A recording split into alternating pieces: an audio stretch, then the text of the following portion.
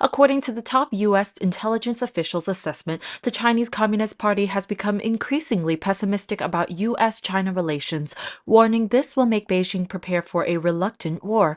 Moreover, in the CCP's new senior staffing, 2 of 4 new deputy prime ministers are from the military, which seems to send a particular signal. Doug Wade, chief of China Mission Group in the Defense Intelligence Agency, recently warned that the U.S. and China could enter an increasingly confrontational period. Beijing has many ways to show its assertiveness. At a symposium hosted by the Intelligence and National Security Alliance, Wade said when the CCP believes the U.S. is hindering its world leadership position, it will confront the U.S. in all areas, including diplomacy, information technology, economy, etc. He pointed out the CCP's actions in the South China Sea and its treatment of Taiwan showed this. Days before Wade's comments, top U.S. intelligence officials also warned the U.S. Congress to be wary of China's ambitions on the world stage. In addition, Shi Wangjishang pointed out that China's 2 new deputy prime ministers have military backgrounds. Zhang Guoqing joined Norinco Group after graduating with a master's degree in 2008. He was promoted to the group's general director. Another is Lu Guozheng. Although he did not have the same military experience as Zhang Guoqing, he studied military foundation knowledge at the East China University of Technology. Besides these 2, several military-related officials became Politburo members of the CCP's 20th National Congress last year.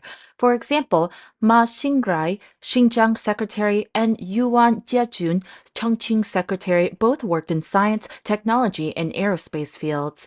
Li Ganji, a Central Secretariat member, worked in China's Nuclear Safety Administration for many years. Zhang Yusha, who continued to serve as the military's commission vice chairman, he led his army in the China-Vietnam War during his early working years. Another newly elected military commission's vice chairman, He Weidong, served in Fujian during his early working years. He came from the anti-Taiwan frontline army and served as commander of the Eastern Theater Command. Among the new senior CCP personnel, the number of military-related officials is very prominent, something rarely seen in the past 20 years. When asked how far Xi and other top officials will go to ensure reunification with Taiwan, CIA Director William Burns answered, "I would never underestimate the ambition of the current Chinese leadership."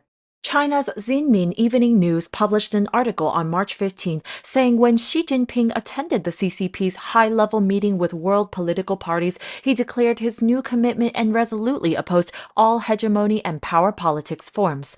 However, Shi Wangjishang quoted some analysts saying that CCP often says to not forget the original intention and always keep the mission in mind. So what was the CCP's original intention and mission? Isn't it eliminating private ownership and overthrowing all existing social systems by violence as stated in the Communist Manifesto? So the CCP's current goal is still to compete for hegemony with the U.S.